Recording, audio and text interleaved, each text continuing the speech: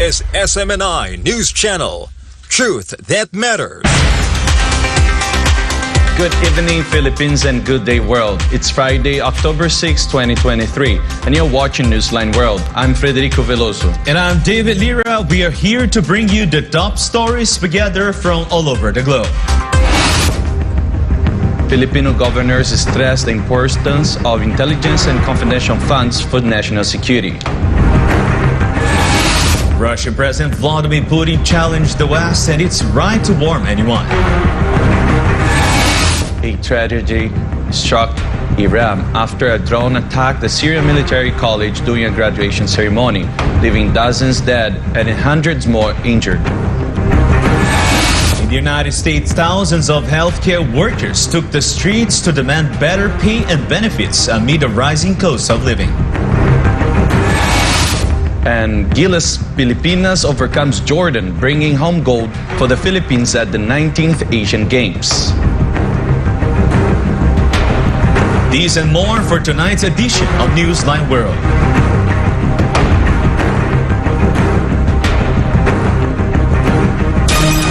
In the news, several governors explained the significance of the confidence and intelligence funds and how they are often used against the government's adversaries. They also touched on the information that is frequently not disclosed. MJ Mondahar files this report. The Bakabayan bloc has raised concerns about Davao City's confidential funds during Vice President Sara Duterte's tenure as a city mayor. According to the Commission and Audit Report from 2016 to 2022, Davao City allocated over 2 billion pesos to confidential funds. However, South Cotabato Governor Jun Tamayo sees no issue with the COA report. He believes it is normal for local chief executives like mayors and governors to have confidential funds. But how do governors use these funds? Meron kami mga tao doon na siniswelduhan para magbigay ng feedback sa atin. Meron rin tayong siniswelduhan para doon sa ibang mga lawless elements. Meron rin tayong binibigyan na nasa mga community, nasa sa mga restaurants, nasa mga karinderya, nasa mga terminal, mga transport terminal. Lahat yan nakadeploy yan, lahat yung mga tao natin na hindi dapat malaman dahil ito naman sila nagbibigay sa atin ng mga intel report. Governor Tamayo emphasizes that confidential funds are being used to prevent the illegal activities of the enemies of the state. The law allows the use of confidential intelligence funds for, number one, acquiring information crucial for national security, supporting operations that reveal or halt illegal activities that could damage government property, rewarding informants and paying for vehicles and renting safe houses for their witnesses. Ang military police may sariling intelligence community yan. Pero merong intelligence community rin ang mga local chief executives dahil yung mga military police, papasok yan sila dyan, aalis, hindi man sila tagala dyan. Kami na mga local chief executives talagang babad kami dyan. At yung mga tao mismo sa ground ay alam namin, kilala namin. Kaya't mabilis sa amin makasitap ng separate intelligence group na kung saan makakounter yung other intelligence group na ating mga military PNP. Governor Tamayo points out that many threats of violence go unreported in the news because they are intercepted through intelligence gathering. How is this accomplished? By expanding the scope of intelligence operations using confidential funds. Maraming insidente na posibleng magkakaroon ng bombing pero na-intercept namin na hindi na alam ng tao dahil hindi pumutok. Kasi pag pumutok yung bomba niya at maraming namatay, tatanungin ano bang ginawa ni Governor? Bakit hindi na-intercept? Ano bang ginawa ng military? Ano bang ginawa ng police? Meanwhile, Davao del Norte Governor Edwin Hubahib highlighted the substantial impact of confidential funds in the province, especially their battle against the New People's Army. Yes po, dahil kung wala tayong budget dyan sa confidential, ay hindi talaga natin kaya matapos yung problema.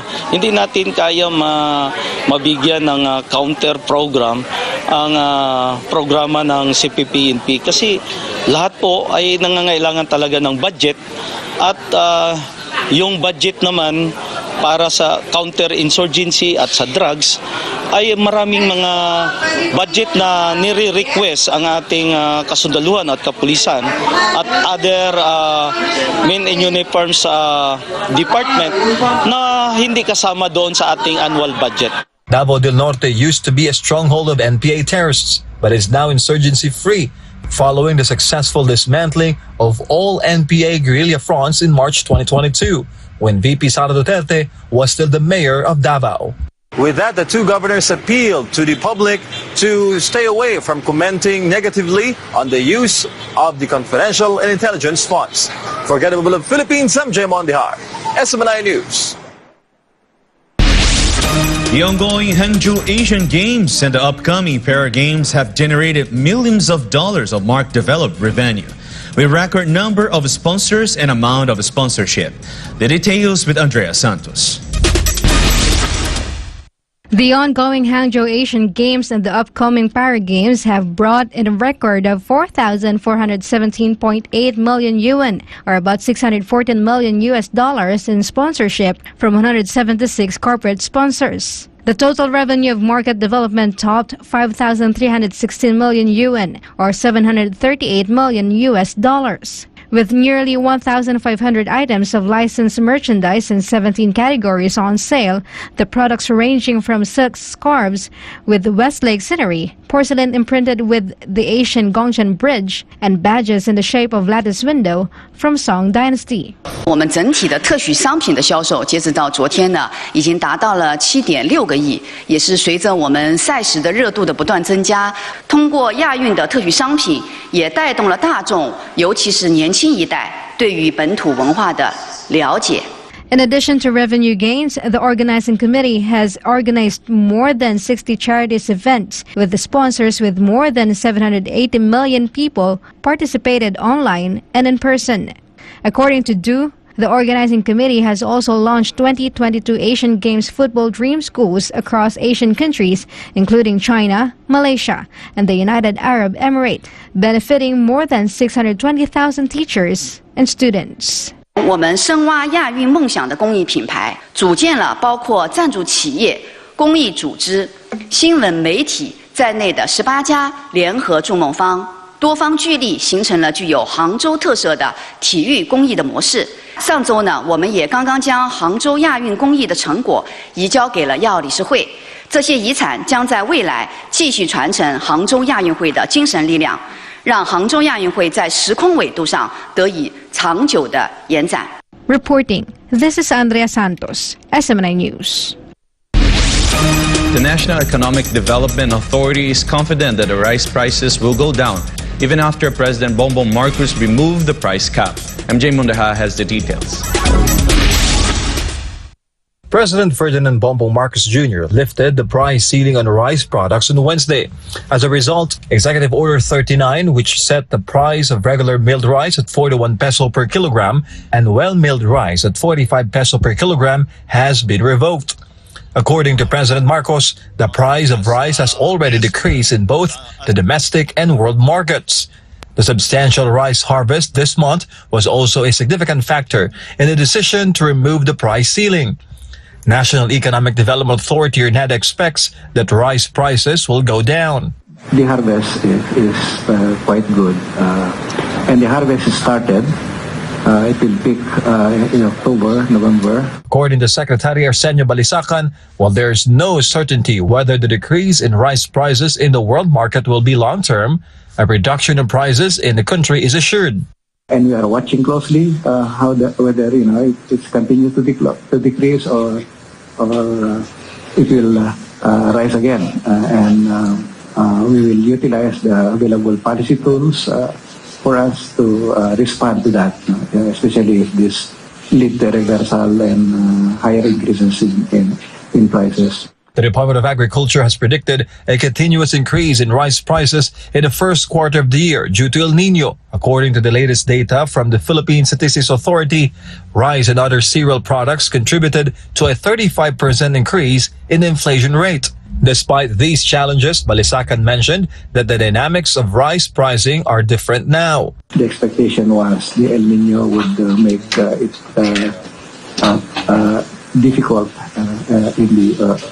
or will cause rice production globally to fall now. But that's not what we are seeing now from the global data on rice. Seeing in fact some positive numbers. Although the price cap has been lifted, President Marcos assured that the government would continue to distribute cash assistance.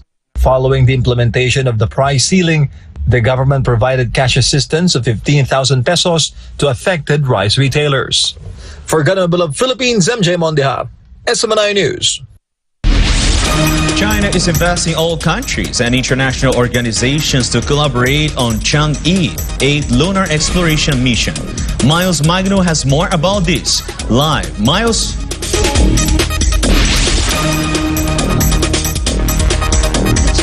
National Space Administration, or CNSA, is offering opportunities for international cooperation on payloads that will piggyback China's Chang'e 8 lunar probe mission. The CNSA announced the invitation at the ongoing International Astronautical Congress in Baku, Azerbaijan. The Chang'e 8 mission is a key task in the fourth stage of China's lunar probe. The CNSA said it will carry out more lunar geological detection and research, lunar-based observations of Earth, lunar in situ sampling, analysis and resource use, as well as a small closed terrestrial ecosystem experiments on the moon's surface. The CNSA will give preference to international cooperation bids at mission level involving a collaborative probe and interaction between two spacecraft. The joint development of lunar robots capable of basic operations on the moon's surface and other complementary science payloads and highly innovative science projects are also preferred. The lander of the Chang'e 8 probe will provide a 200-kilogram payload resource, but any standalone module for collaboration on system and single machine levels must be less than 100 kilograms. The deadline for submission of Chang'e 8 proposals for international cooperation is December 31st, 2023. The preliminary selections will be completed by April 2024, while the final selections is scheduled at September 2024.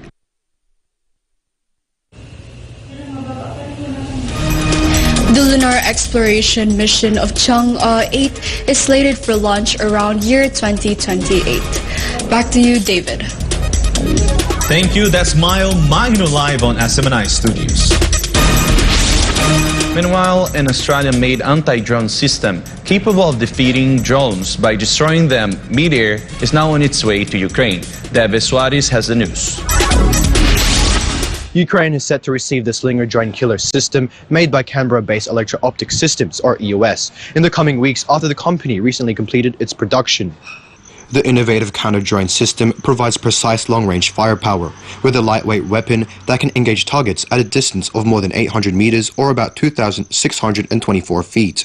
The system, which weighs up to 400 kilograms, can be installed on standard vehicles such as pickup trucks, as well as on wheeled and tracked platforms, both civilian and military. 10 of these drones will be delivered to Ukraine by the end of 2023. The total order amounted to approximately $170 million and will help Ukraine protect itself against smaller and low-flying drones. The Slinger also serves as a cheaper alternative to target drones instead of using expensive missiles to shoot them down. Australia will be sending a total of 160 Slinger systems to Ukraine, which will be used by its mobile air defense units. Reporting from New South Wales, this is Deivid Suarez, SMNI News, Australia. More news when Newsline World returns.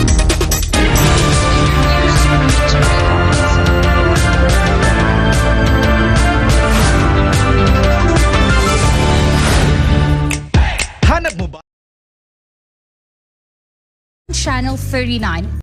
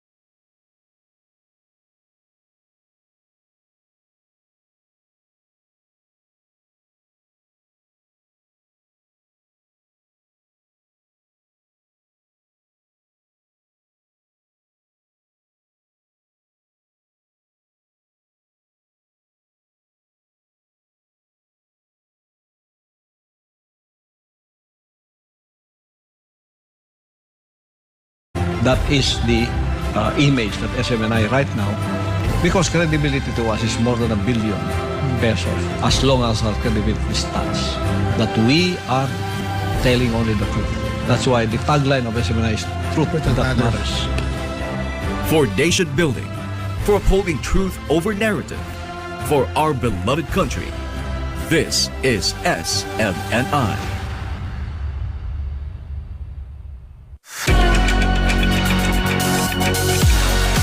This Saturday on Business and Politics.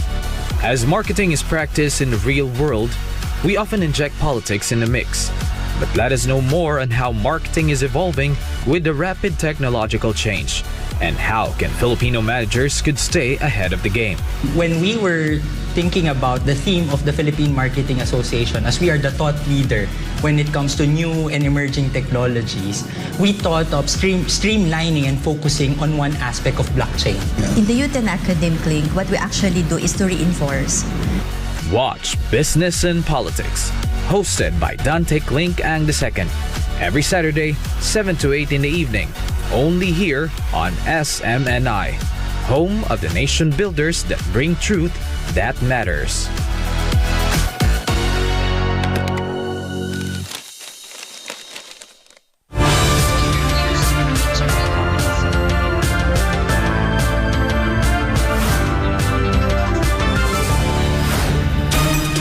Back in the news, thousands of healthcare workers in the United States walked off their job and protested to demand for better pay and benefits. Natalia Prado will tell us more live.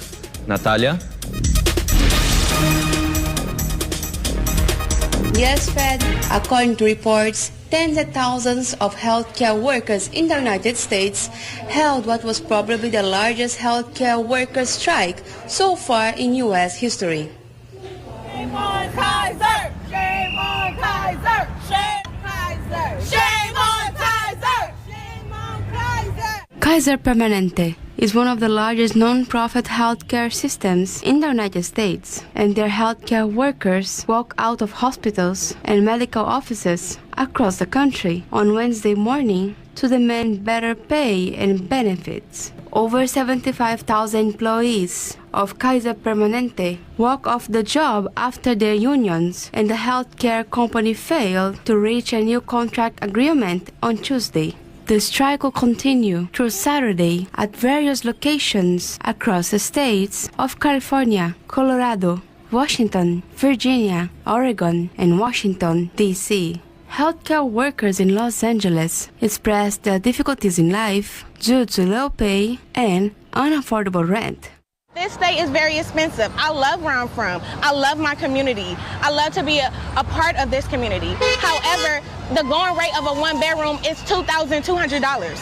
That is ridiculous, okay? We all commute. We can't live right here in West LA. Strikers say the proposed pay raise of 6% is just to keep up with inflation, but it's also about working condition and the number of patients they are being asked to care for. You know, there's a burnout that happens. You can only do that for so many days, have these crazy busy days where you're just nonstop going, you know, trying to use the restroom and get all your water in and still keep up with patients. And the other thing is that the patients don't get the care that they need.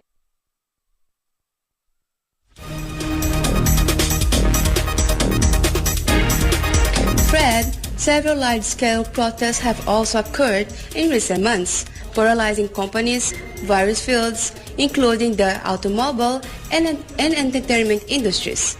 Back to you, Fred. Thank you. That's Natalia Prado live on SMNI Studio.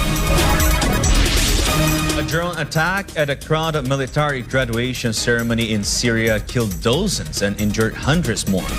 The Syrian government declared a 3-day mourning period as the entire nation mourns for lives lost during the deadly attack.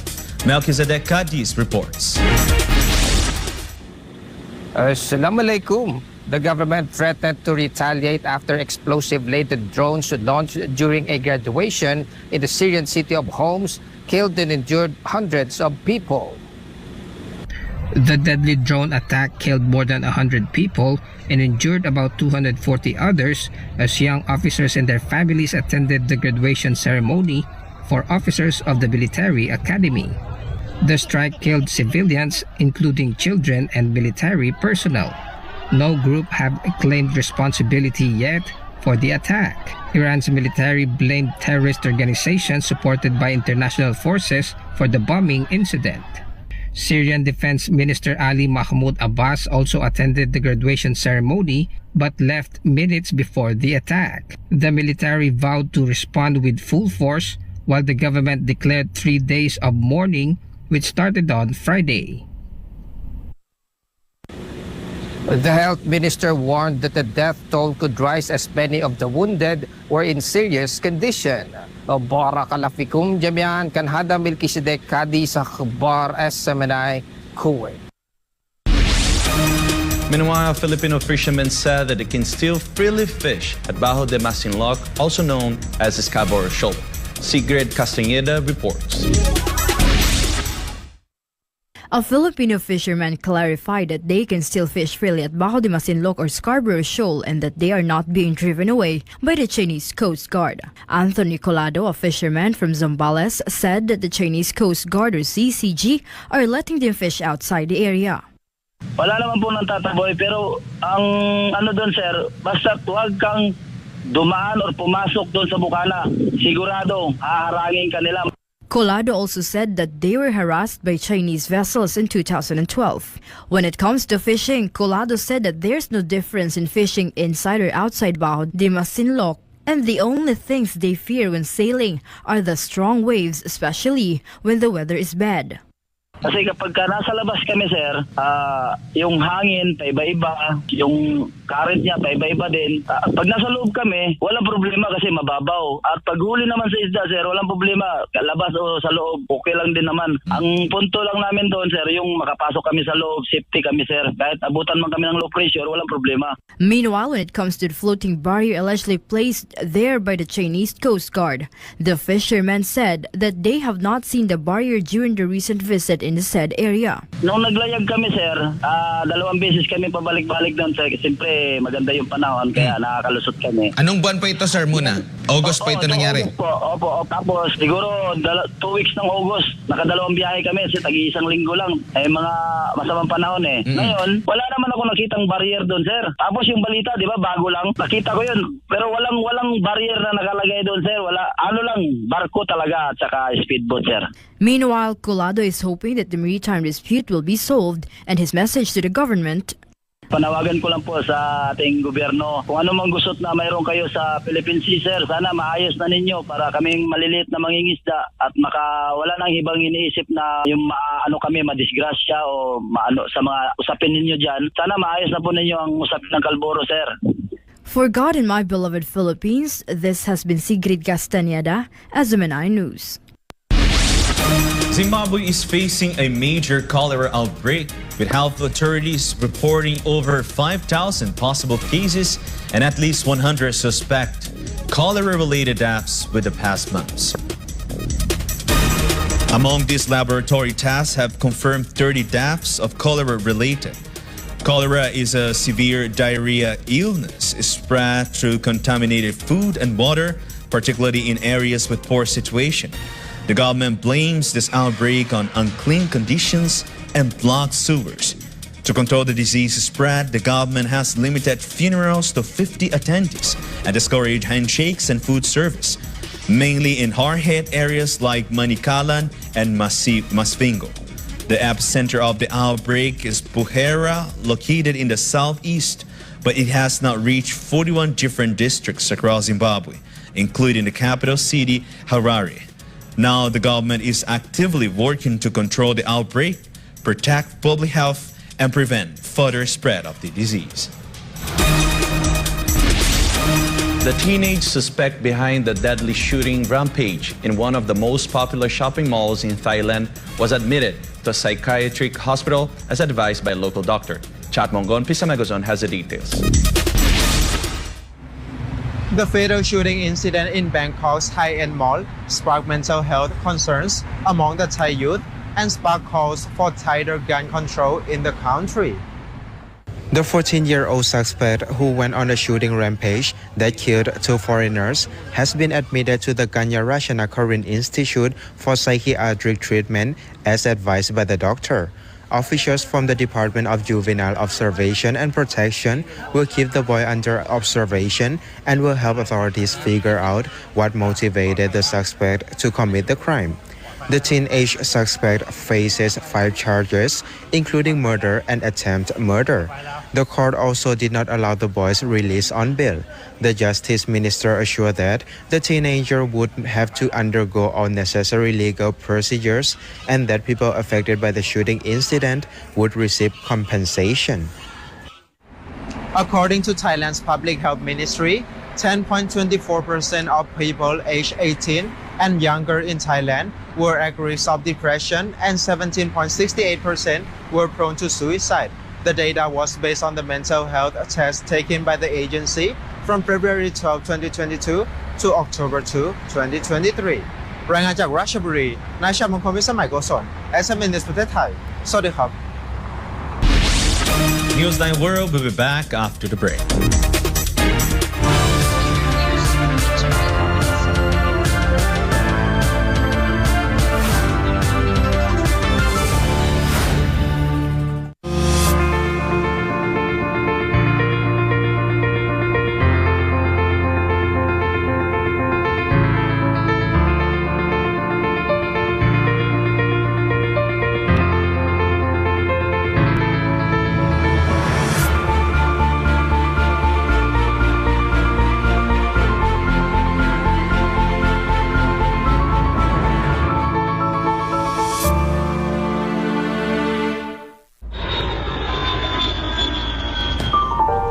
Statecraft is the art of managing the affairs of the state.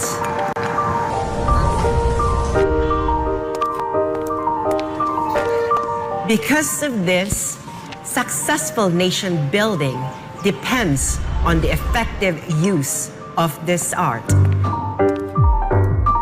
My name is Sas Rogando Sasot, and this is Statecraft.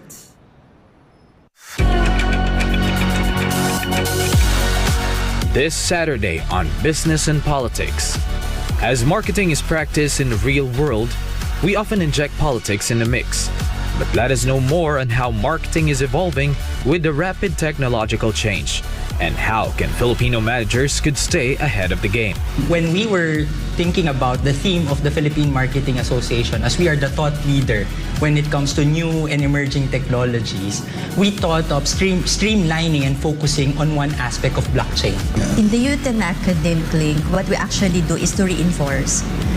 Watch Business and Politics, hosted by Dante Klink Ang II, every Saturday, 7 to 8 in the evening, only here on SMNI, home of the nation builders that bring truth that matters.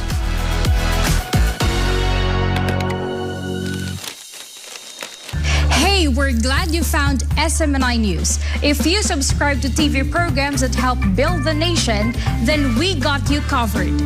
Watch your favorite TV shows through GSAT TV Channel 40, Signal TV Channel 186, and if you are a Sky Cable subscriber, you can watch SMNI in National Capital Region, Sky Cable Channel 162, Cebu Sky Cable Channel 37, Davao City, Sky Cable Channel 14, 43, and 46, General Santos City, Sky Cable Channel 37, Zamboanga, Sky Cable Channel 53, Bacolod, Sky Cable Channel 37, Iloilo, Sky Cable Channel 36, Dumaguete, Sky Cable Channel 37, Baguio, Sky Cable Channel 14, and Lawag, Sky Cable Channel 10. You may also watch SMNI on digital TV in Davao City and Manila, and also in TV Plus and GMA Afford the Box, and over 500 cable TV affiliates nationwide. Watch SMNI on digital channels in Mega Manila, Channel 39 and 43. We are also on Analog TV in Lawag, Channel 35, Isabela, Channel 37, Vegan, Channel 38, Rojas, Channel 39, Butuan, Channel 39, and Davao, Channel 43. If you're on your mobile phone, download SMNI app or visit smni.com to get the latest news, updates, and more. Also, browse through the day's top stories and receive notifications for breaking news. Watch us live on our official Facebook and Rumble accounts, and you can also follow us on Instagram, Twitter, and TikTok, so you don't miss out on our extra minute segments. Wherever you decide to watch, we're glad you choose SMNI News, the home of nation builders who bravely bring truth that matters.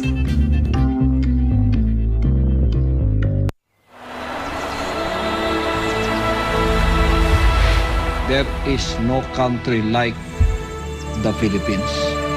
This is the most beautiful country in the world. Dapat lahat ng Pilipino magmahal sa Pilipinas. 365 days, 52 weeks, 8,760 hours, 24/7 uninterrupted service, all in the service of God and country. Indeed made a significant difference for the Philippines and the lives of every Filipino. But we will not stop here.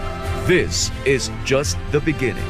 We already have that image right now of SMNI, that SMNI is only standing for the truth.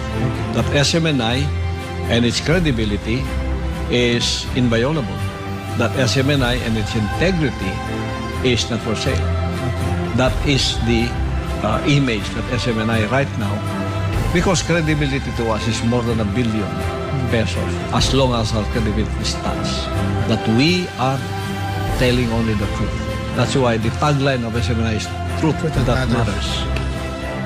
For nation building, for upholding truth over narrative, for our beloved country, this is SMNI.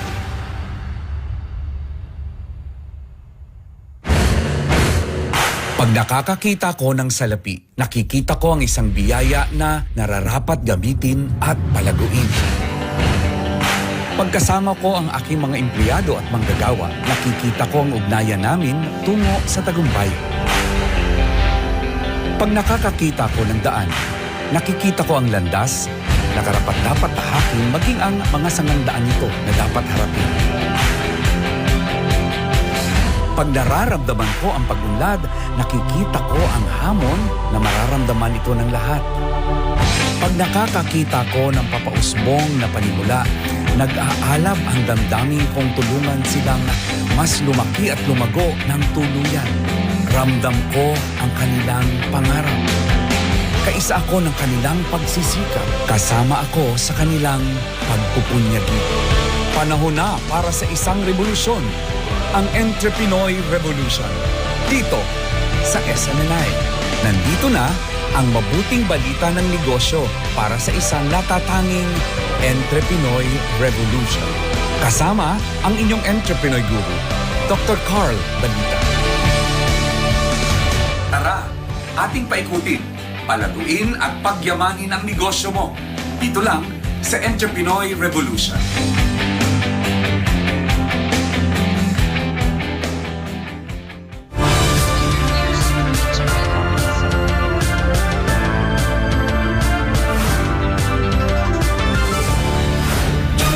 Back in the news, many tourists in Japan expressed a strong dissatisfaction after Japan starting discharging the second batch of treated radioactive wastewater from the crippled Fukushima nuclear power plant. Ria Saito reports.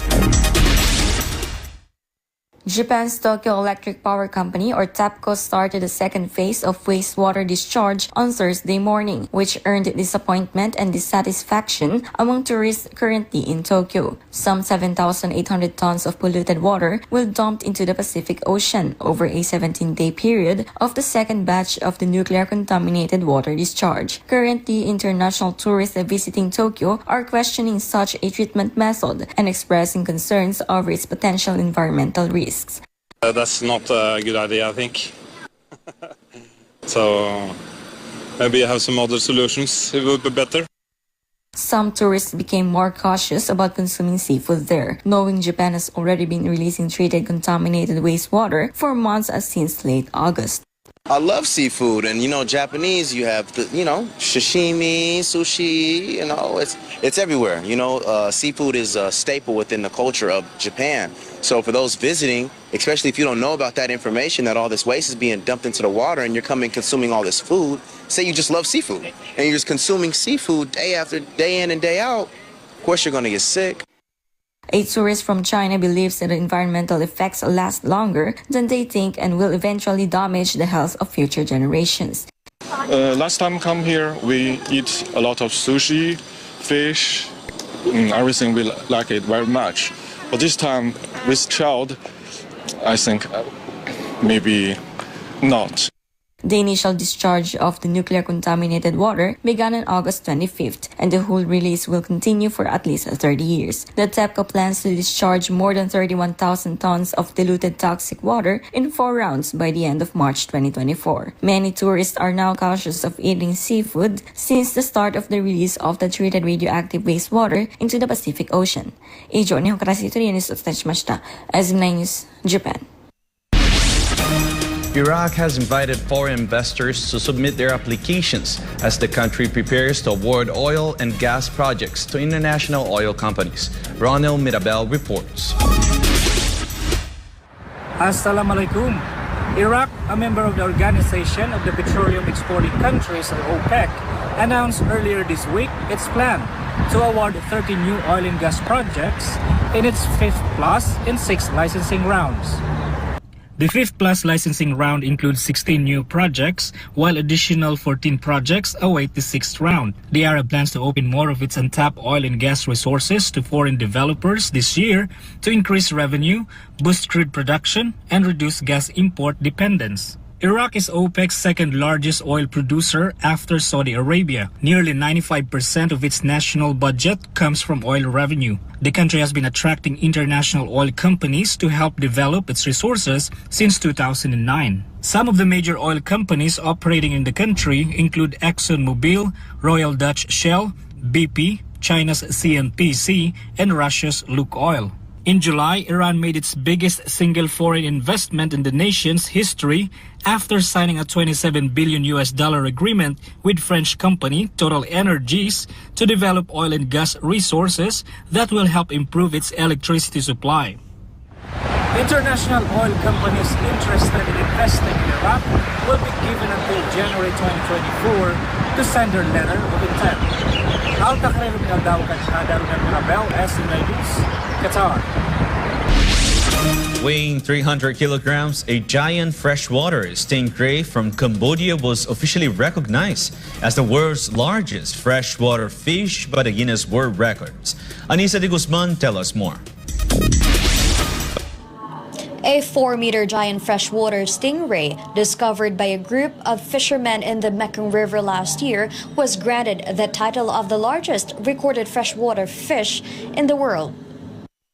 According to the conservation group Wonders of Mekong, a group of fishermen found the endangered flat-bodied fish in Kopria commune of Stungtring province in the Mekong River in 2022. The giant freshwater stingray measures 4 meters or 13 feet from snout to tail and weighs 300 kilograms, making it the largest of its kind in the world. Cambodia is home to 15 types of freshwater and ocean stingrays, with the giant freshwater ray considered nearly extinct. It is one of the 3 giant fish known to inhabit the Mekong.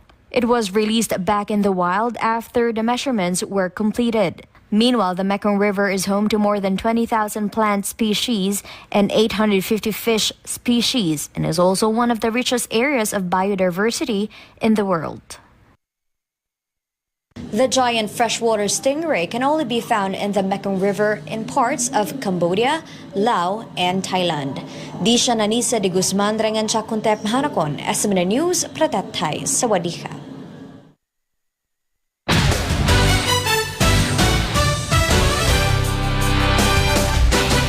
And in our sports news, Filipino boxer Yumi Marshall wins silver for the Philippines. Meanwhile, Gilas Pilipinas won gold after overcoming Jordan in the 19th Asian Games finals. RJ Perez tells us more. Paris Olympics bound Filipino boxer Yamir Marshall settles for silver in the Asian Games boxing final held on Thursday night. Marshall lost in a tight match against China's Tang Latian, who won the gold medal. Marshall took the first round, where the referee called a standing 8 count. But the Chinese boxer had the last blow in a second round that gave Marshall a standing 8 count. In the third and final round, the 5 judges gave a score in favor of Tang Latian via anonymous decision. Marshall brought home the second silver medal for the Philippines. And after 61 years, the Philippines will take home a gold medal in the men's basketball team from the Asian men's after Gilas Pilipinas triumph over Jordan 70-60. This marks a huge comeback after Jordan first defeated the Philippines with a score of 87-62 in the preliminary games. To recall, the Philippines won the gold medal in men's basketball in Asian Games in 1962, led by Kaloy Loizaga. It can be remembered that veteran sports broadcaster and analyst Chino Manolo Trinidad expressed confidence that Gilas Pilipinas will be able to triumph against Team Jordan in the finals of the basketball 5-on-5 tournament. Sa ganap ng alas 8 ay pwedeng pantayan ng ating Pilipinas. Tawagin na ho natin siyang ang ating Philippine team na nandun sa China. Pwede na po niyang tapatan ang nagawa ng team noong 1962. Ganun katagal direct 1962 was the last time we won an Asian Games gold medal in basketball. Bukas, tingin ko, mananalo tayo. On the other hand, Chino Trinidad challenged Pastor Apollo Sikibuloy, who is also a sports enthusiast and loves to play basketball. Pastor Apollo Kibuloy, hinahamon kita ng basketball, hindi ako mananalo sa iyo. Alam ko na umiscore ka ng ilan?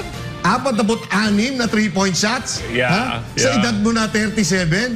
Sayang, lumagpas ka lang ng konti sa edad. Ayan, tingnan mo. Totoo po yan, hindi po.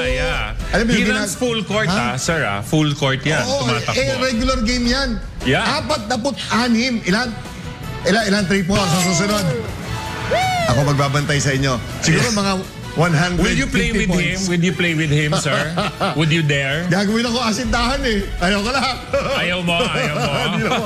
Pastor Apollo Sikibuloy shocked the basketball world after he broke his own record and made 138 points from 46 3-point shots at the age of 72 in just one game. For God and my beloved Philippines, this has been RJ Perez as SMNI News. And before we end, may you be inspired with the message of the appointed Son of God.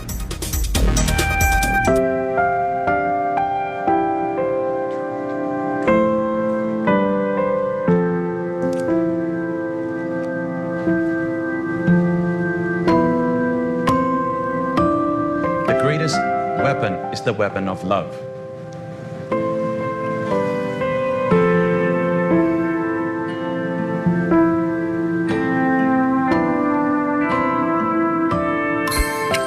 For our Christmas countdown is 79 days to go before Christmas. And that's all for today's edition of Newsline World. For more news update, you may visit smninewschannel.com or follow us on our official social media accounts on Rumble, Facebook, and Twitter. For God and Country, I'm Deivid Lira. For God and Country, I'm Frederico Velloso. Thank you for watching Newsline World, and thank you to our beloved pastor, Pastor Apollo Sikibuloy, for the great opportunity to be part of this program.